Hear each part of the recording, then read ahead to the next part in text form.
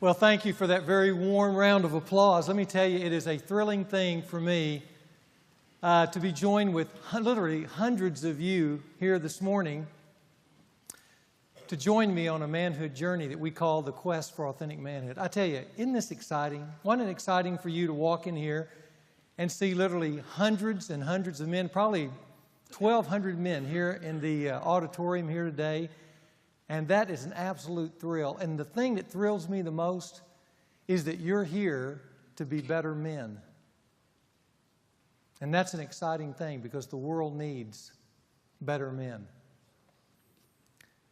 Not too long ago, I heard a story about a man who was in his attic and he came across a lamp. And he was dusting off the lamp. It happened to be the proverbial lamp with the genie in it. The genie popped out, said to the man, "I'm going to give you one wish. What do you want?" And he began to think about that, and he had always wanted to go to Hawaii, but he was deathly afraid of water. So his request was that the genie would build him a bridge from Los Angeles to Honolulu. And the genie threw down the wand and said, "I cannot believe you asked for that.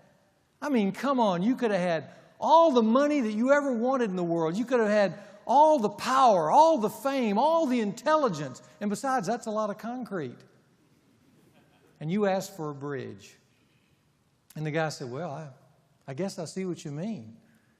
He said, "Okay, can I ask for something else?" And the genie said, "Yeah, what is it?" "I'd like to understand the feminine mind." And the genie said, "You want to make that bridge 2 lanes or 4?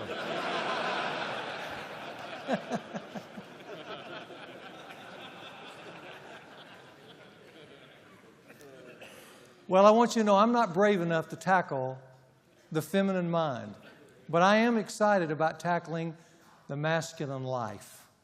And that's us, a group of men who are here together on an adventure, wanting to discover how to be better men, wanting to unwrap, in a sense, our masculinity in a way that would encourage us to live up, not down.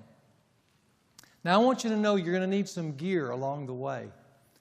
Anytime you're on a journey, men love gear, and anytime you're on a journey, you're going to need some gear. And the gear that you're going to need are these 3 things.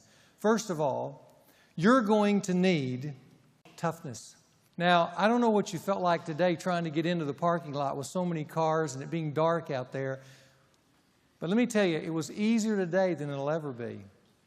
Because when it gets to be wintertime and it's dark and it's cold and it's rainy, it's going to be tough to get up at 5:30 or 5 o'clock or whatever time you have to get up in order to be here. So it's going to require some toughness on your part to be here. Secondly, it's going to require some willingness on your part, some specific willingness on your part to be real with other men. If you want to get the most out of this men's fraternity, when we break up into our small groups, you're going to have to open up your life to other men around the subject matter that we've talked about in order to process the material that we're going to be discussing. And that for you will be the most valuable moment of the day. And lastly, it's going to require courage. And that is the courage that's going to be required for you to examine in a very close way your life as a man. It is hard sometimes for men to open up their chest and look inside and see what's there. And yet there's a lot boiling right underneath the surface. But I want to encourage you to be courageous and take a hard look at your life as a man. One thing I'm going to promise you, though, if you take the gear and finish the whole trip with us, is that this can be and will be for some the most exciting year of your life. That's what we've discovered in men's fraternity for the last 13 years, and I'm expecting to be just as exciting this year. Recently, I got this list of strange facts, and here are some strange facts to consider. A duck's quack doesn't echo, and no one knows why. 35% of the people who use personal ads for dating services are already married. Only 1 person in 2 billion will live to be 116 years or older. It's possible to lead a cow upstairs, but not downstairs. A snail can sleep for 3 years. No word in the English language rhymes with month. The average lifespan of a Major League Baseball, 7 pitches. All polar bears are left-handed. Americans on average eat about 18 acres of pizza every day. It's physically impossible for you to lick your elbow. Before this day is over, anyone who hears that it's physically impossible to lick your elbow will try to lick their elbow.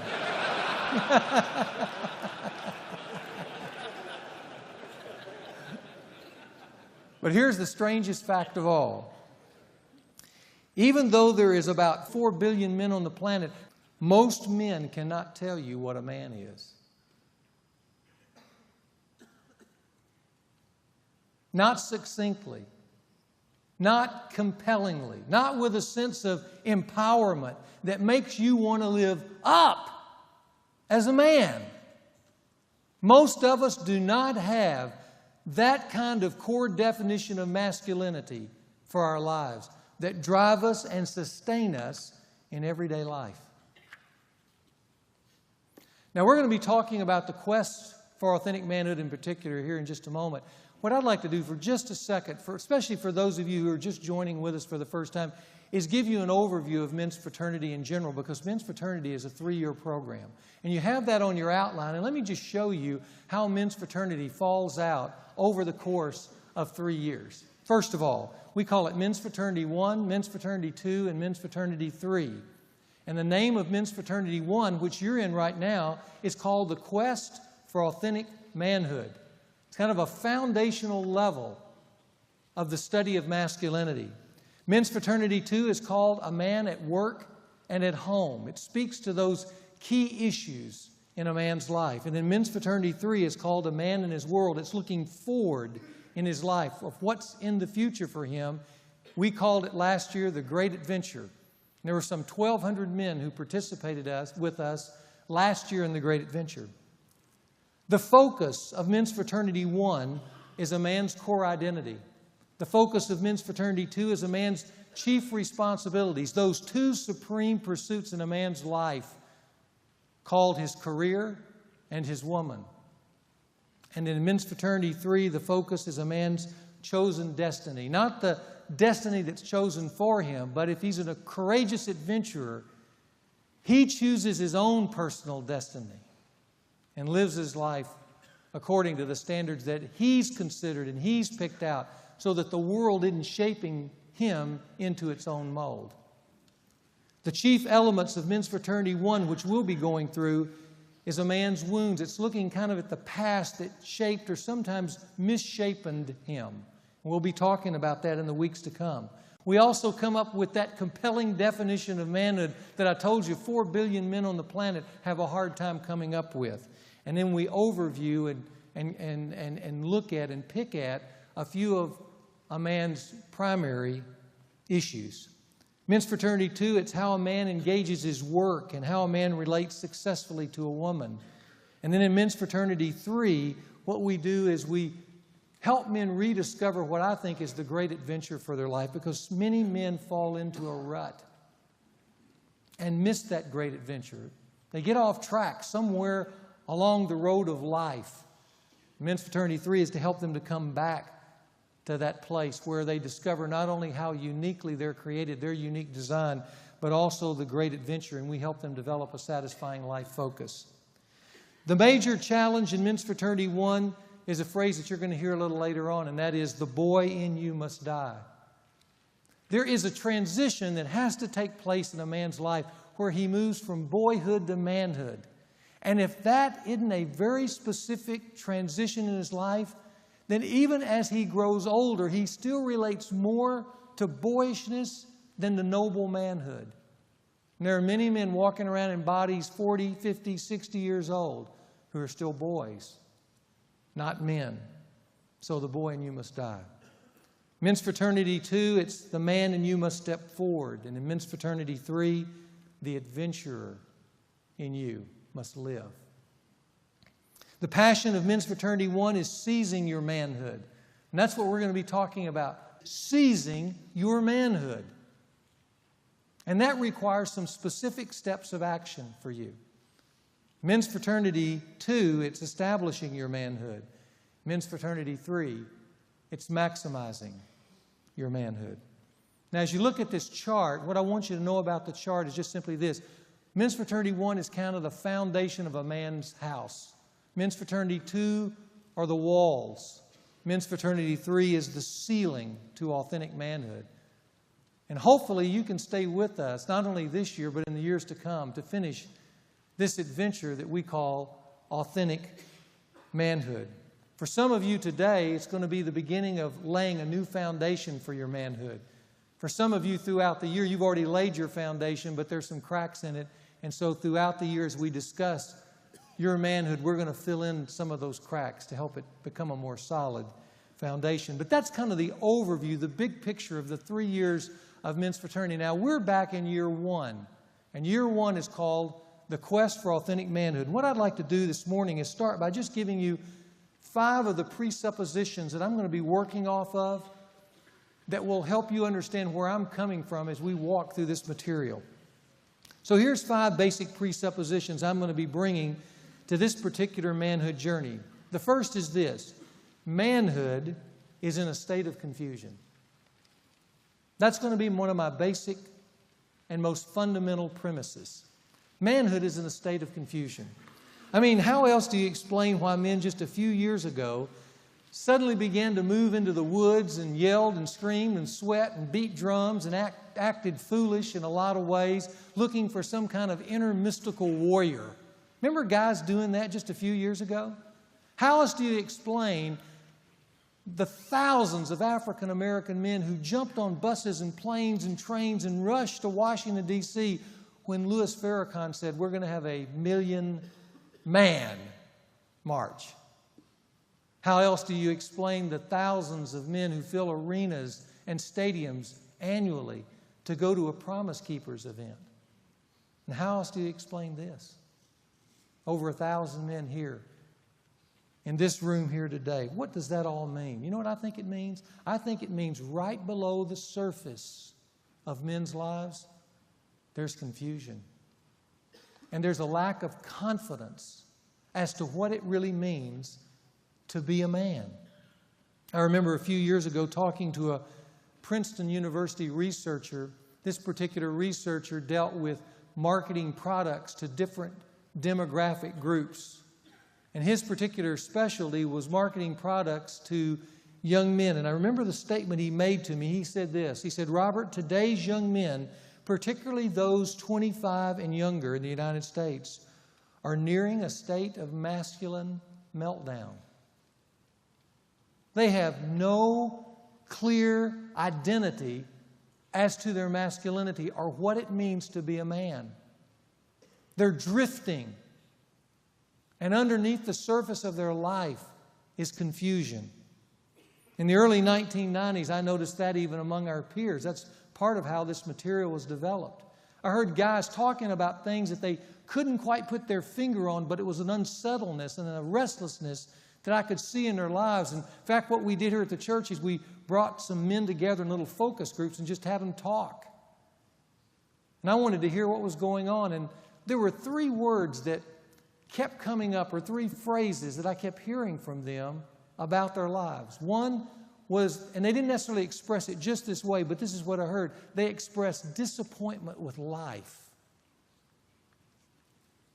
They would tell me that, they got out of college with all these expectations about life becoming more thrilling, and as they moved through life, it just simply became more heavy.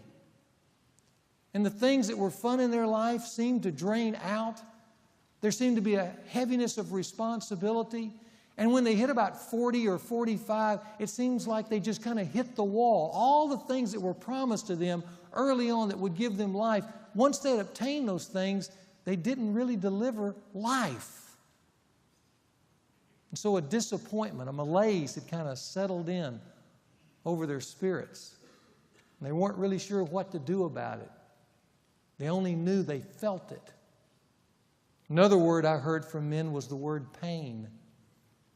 Underneath the surface of men's lives, there's a lot of pain that they haven't resolved. And they don't know how to talk about it because they look at the guys around them, and those guys seem like they're doing all right. They seem like they have it together, but underneath their life, there's pain. Some of that pain relates to their dads and unresolved issues there. Some of that pain relates to their dreams and things that never came to fruition, that they always hoped for and wished for and wanted, but it never came about. Some of it had to do with failures in their life, things that they had messed up and screwed up and they didn't know how to go back and fix it or get over it. There was pain there that they needed to talk about, but they didn't know who to talk to. Another word I heard was loneliness. Isn't it amazing that we're in a world today where we're wired everywhere? We can talk to anybody. We have access everywhere. And yet, with the increase in technology, there has been a decrease in intimacy. We really know people less and less. And in today's society, men in particular are lonely. They know everybody, but no one knows them. No one has access to their life, and they're not sure how to get out and get connected in a way that would be satisfying to them. I tell you all that because men are in a state of confusion. Secondly, I believe confused men, those kind of confused men will create major problems in life. I don't think most of us need to be told that. All we have to do is watch TV or read a magazine or read the newspaper or hear the latest statistics from the government, and we will find that most of the social problems in our society, for whatever reason, seems to rest at the feet of men. For some reason, as strong as we are a fragile bunch. We are. And most of the marriage problems that we experience in our world today oftentimes are men problems. And I'm speaking as a pastor of 30 plus years, and I can tell you that's the facts. When you go to statistics, what you'll find is most kids today who are truant or who have problems also have absent dads or deadbeat dads. 90% of all the major crimes in the United States are from men. 100% of all the rapes are from men. 95% of all the burglaries are from men. 91% of all the offenses against family or children come from men. 94% of all drunken drivers are men. You know, it got so bad in the 90s with these statistics rolling out that Time magazine put this cover on the front page of its magazine. And it says, "Are men really that bad?" I remember looking at that and I go, what's wrong with us? I think it's because confused men create major problems. After a lifetime of research, the world-famous anthropologist Margaret Mead said these words. She made this observation as she spanned human history in different cultures and different societies. She said, the central problem of every society is to define appropriate roles for its men. That's the central problem. And why do men need clear direction and appropriate roles? It's because we're a fragile group. And without clear direction, without clear understanding of who we are and what we're intended to do, confused men create major problems. Thirdly, I believe confused men also settle for less in their life. Psychologist Rollo May picked up on this a generation ago. This was in the 50s when he made this statement, but here's what he said. The clearest picture of an empty life is the suburban man who gets up at the same hour every weekday morning, takes the same train to work in the city, performs the same task at the office, lunches at the same places, leaves the same tip for the waitress, comes home on the same train each night, spends a 2-week vacation at the shore every summer, which he does not enjoy, goes to church but does not really know why he goes, and moves through a routine mechanical existence year after year until he finally retires at age 65 and very soon thereafter dies of heart failure, possibly brought on by repressed anger, though I always have the suspicion that he dies of boredom. That was a view of a psychologist years ago. And one of the observations I've made, though you may not live even in Little Rock, and you don't necessarily take a train, and you don't necessarily vacation at the seashore, but the point is this: many confused men, in whatever setting, settle into an empty rut in their life because they don't know what else to live for. Guys, do you understand how oftentimes we're programmed? About college age, we think we've got this job we're supposed to have, and money we're supposed to make, and things we're supposed to have, and a wife we're supposed to marry. And we move into that thinking because we've been told if we have all those things, we'll be alive. And what happens is we move into that process, kind of like on a conveyor belt, and we move into what I call a standardized manhood process. And after a while, we don't like it. But we don't know what to do about it. And we have no higher calling on our life other than ourselves. And that doesn't satisfy. Confused men settle for less. Fourth, I believe there is no lofty vision of manhood today that's compelling to men. The kind of manhood that calls men up. Several years ago, a frustrated young man wrote me this following poem. He said this: "What is a man? Is he someone who's strong and tall? Or is he taunt and talented as he plays ball? Is he someone who is hardened enough, who smokes and drinks and swears enough? Is he someone who chases women hard with a quest to conquer, but without dropping his guard? Is he someone with a good business mind, who gets ahead of the others with his nose to the grind? Or is he someone who tries his best while not really caring for any of the rest? What is a man? Does anyone know? Tell me, who is the prototype? To whom shall I go?" I think there are a lot of young men today, maybe not expressing it that way, but at the core of their existence, they're saying, who is the prototype of real manhood? And to whom shall we go? In 1 Corinthians 13, the Apostle Paul makes this statement. He says, "When I was a child, I used to speak as a child, and think as a child, and reason as a child. But when I became a man, I gave up childish things." You know, for years I read that verse, and there was something captivating about that verse. There was something that pulled me towards that verse. I wanted to go into that verse. In fact, I wanted to get with Paul, because he made this statement, "But when I became a man," and I wanted to stop him there and say, how did you do that?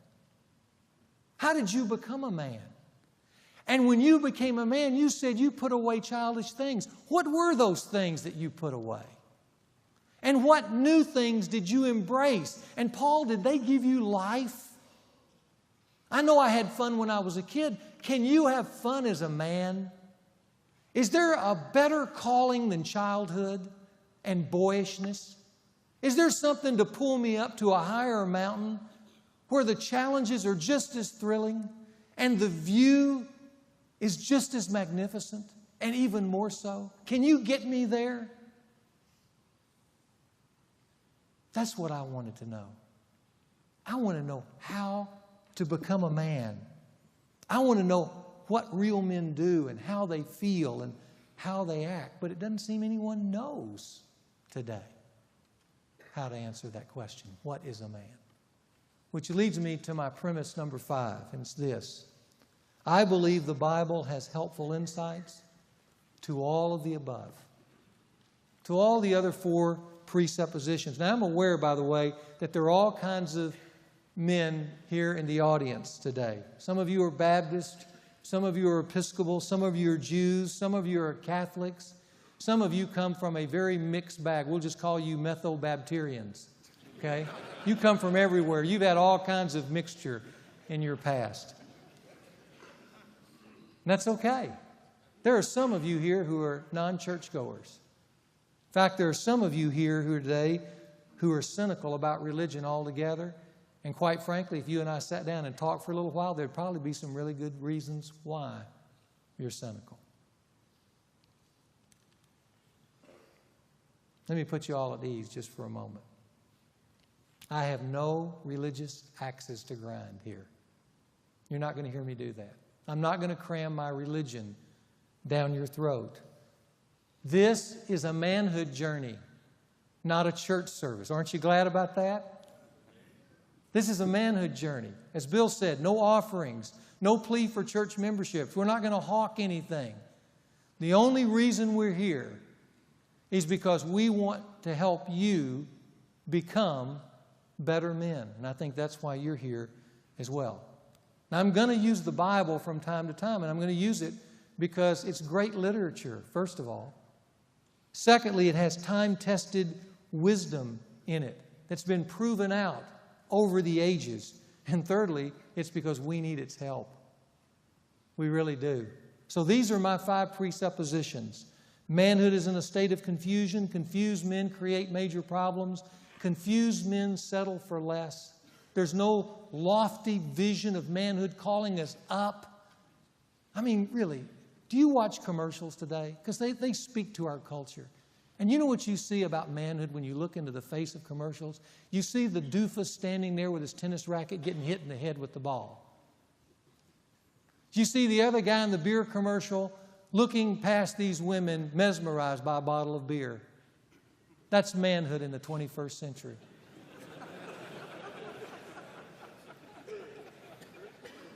And let me tell you, I laugh too. But when I look at the pain in our world, I stop laughing. Because behind that is a vacuum that's killing us. And we want to go up, don't we? We want to go up. And I think the Bible is going to help us get there, as well as the other material that we'll be talking about in the next few weeks. Now, what I'd like to do for just a moment to get us started on our journey, I want to look at some of the historical roots of our present crisis in masculinity. And basically, there are 3 events I want to just touch on just for a moment. The first, if you'll look on your outline, is the Industrial Revolution that occurred at the beginning of the 20th century. Now, why is the Industrial Revolution important? Because at that moment, 100 years ago, the Industrial Revolution dramatically changed the family. Large numbers of dads for the first time began to leave home for work. They used to stay on the farm and work, but now they leave home and they go out into the dark in the early morning hours to a factory. And with that move, the side-by-side relationship that dads naturally had with their sons was broken for the first time. Up until that point, a young man would get up and kind of live his life next to a nurturing dad. He would see his dad in the best hours of his day. He would see his dad's heroism out on the farm, or his creativity, or his work ethic, or whatever else, because he was next to his dad. But with the Industrial Revolution, all that stopped. Now when he got up in the morning, many times his dad wasn't there. And when his dad came home, he came home exhausted at the end of the day, and all he had left was a few meager tidbits for the family. In fact, many times what came home at the end of the day was an exhausted, tired, grumpy dad who wanted to be left alone. And some of you grew up in a home just like that. Mom, not dad, was left to head up the family, and in many cases, she did it heroically. But a son's world became a world in which he was shaped by women. Mom was there all the time for him, but she was a woman. He went to school in an elementary school that was probably taught at least 1st through 6th grade by women. When he went to Sunday school on Sunday, his class was probably taught by a woman. His world was shaped by women. And as for his masculinity, it was what boys made up together because dads weren't there. And that boyish definition of masculinity is what they began to take out into their adult life. And it was anything but noble. But that's all that they knew. Sociologist Alan Carlson, who was president of the Rockford Institute, which is a think tank in Illinois, made this observation. He said, "Today, we are at the end of the deconstruction of patriarchy, which has been going on since the turn of the 20th century. And that's because the industrial age impacted manhood." The second major event was World War II, which further added to the disconnect between fathers and sons. You know, World War II changed a generation of men. And probably no book expresses that better than one that I read this summer by Tom Brokaw, called The Greatest Generation. And you know what? When you read this book, you begin to think of these men as the greatest generation. Because what they did is they exchanged their youth for war. And their supreme virtues that they carried with them their whole life was sacrifice and duty. And they brought those back from the war, and because of that, they made the United States the greatest nation on earth. But here's what I want you to know about where we are today. What worked for these men in war did not work well with the family. Most sons of World War II veterans felt that their dads worked too much, took their fathering too lightly, and disconnected from them, especially emotionally. And I think there was good reason for that, because I think if you're a man in a war, you have to disconnect from your emotions, and it's hard to reconnect. And they brought back that disconnect, and all they knew was to work hard, and they did. But they didn't connect oftentimes, especially with their sons. So the industrial age took dad away from the home. It created distant dads, but World War II took many dads out of their sons' lives emotionally and created disconnected dads. And then came a third sweeping event in the 1970s, what I'll call feminism.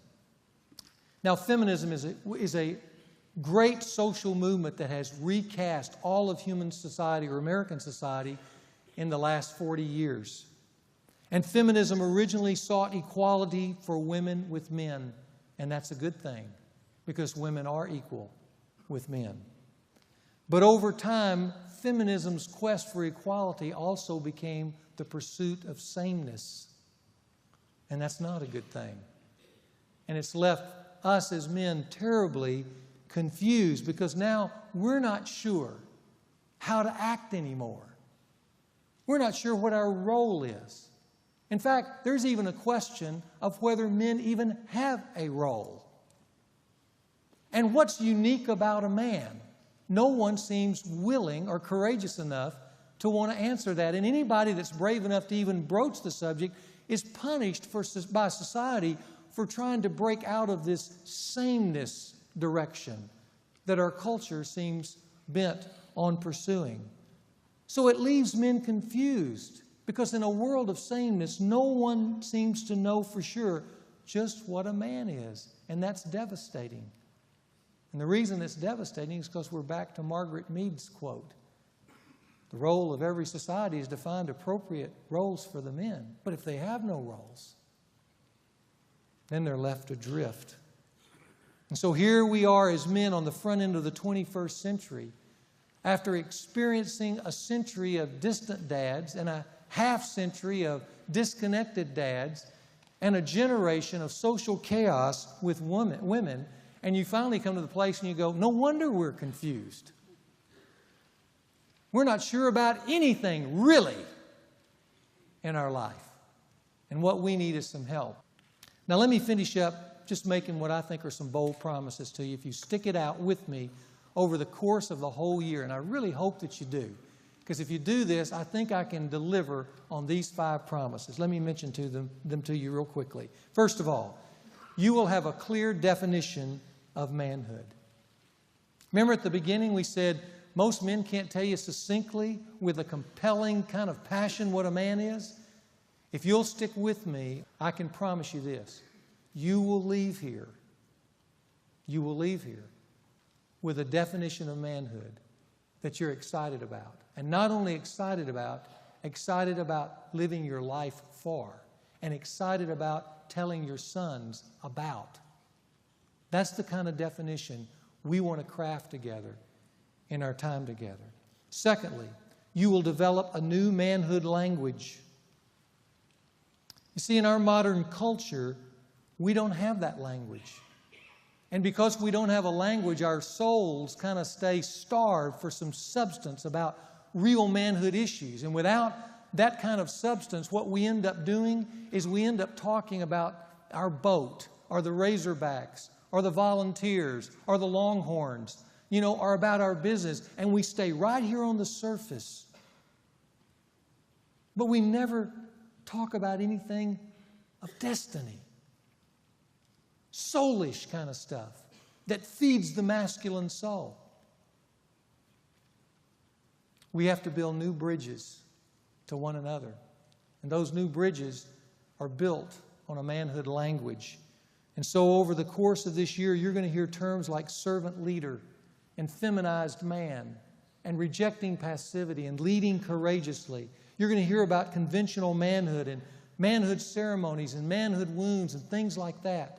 You're going to hear phrases like, the boy in you must die. You're going to hear other phrases like, the king in you is what decides. Or if you're not being admired by another man, you're being hurt every day. And when you hear those phrases with one another, when you hear that this guy needs to unpack, you'll know exactly what you're talking about. And the other man you're telling it to will know exactly what you're saying. And that creates bridges of depth into the masculine soul that helps us live up rather than down. That's what men's fraternity can do for you, and I think I can deliver on that. Thirdly, you will make some significant personal discoveries about yourself. There's a lot, as I've said, about manhood that lies right beneath the surface of men's lives. But you know what we have on us? We have a lid on. Just like streets have those manhole covers, we have our own manhole cover over our lives because it's scary down under there. And sometimes if you watch government workers who tend our streets, they have a special instrument to pull that manhole cover up because otherwise you can't pry it up. It's just too heavy. I think that's the way it feels for a lot of men's lives. It's just too heavy to get that off so I can look inside. I think what men's fraternity becomes is the tool to help you pull the lid open and look inside. And though it may seem fearful at first, what I want you to know, it's the keys that are down in there to unlock your life. And that's why we need to get down in there and find them. Because they can open up a whole new adventure for you. And I think over the course of this year, you will make some exciting discoveries, some significant ones about yourself. Fourth, you will make some new friends here who are pursuing a common goal. And you'll do that both in the large group and in the small group. But I want to particularly reinforce what Bill said about the small group. You need to be in a small group. And if you're in a small group, and if you have the courage to open up your life and take a look inside and be willing to reveal yourself to other men, there are going to be some new connections made with other men. Some of the greatest friendships in life over the last 13 years started in men's fraternity. Just guys talking to one another, getting to know one another, being encouraged by one another. So I want to really encourage you to go into the small groups and be a part of that. Most men tell us at the end of men's fraternity that was the most meaningful thing that they did. They joined a small group and they began to connect with men at a deeper level. And then the last thing is that you will have your own personalized plan for achieving authentic manhood. Now, Bill said we're not going to take an offering and we're not going to hawk the church or anything else, but I am going to ask you to do one thing. I'm willing to work for you for 23 weeks, but I need you to do one thing for me. Over the course of the year, we're going to give you this. In fact, I'll explain this in 2 weeks to you. Your manhood plan. Because the thing that we're trying to do is establish a new manhood identity for every man in here. But to do that, you need to do that work for yourself. You need to have your own personal plan for manhood. So in a couple of weeks, we're going to give you the sheet, and then you're going to use this as a draft all year to take the things that you're hearing week to week in men's fraternity, and you're going to process it for your life. It's going to ask you to look back on your life and what shaped you as a man. It's going to ask you to take a good evaluation of what you're doing right now. It's going to ask you to think about where you want to end up in life. And then to put all of that down and keep refining it. And at the end of the year, we're actually going to ask you to type it up and share it with the men in your group. And I'm going to ask you to give me a copy, because that's what's going to be required to graduate here. All right? Every man's got to turn in a plan to me. But this plan can be the most profitable thing in your life if you're willing to take a hard look at your life. Men need to know where they're going. And when they know where they're going, they become a very positive and powerful force, not only in their own lives, but in their family's life and in the community. And that's what we want to help you achieve, a plan for your life. Okay? So, 5 presuppositions I've given you here this morning that's going to shape my messages. And then 5 promises that I think I can deliver on if you're willing to stick with me throughout the whole year.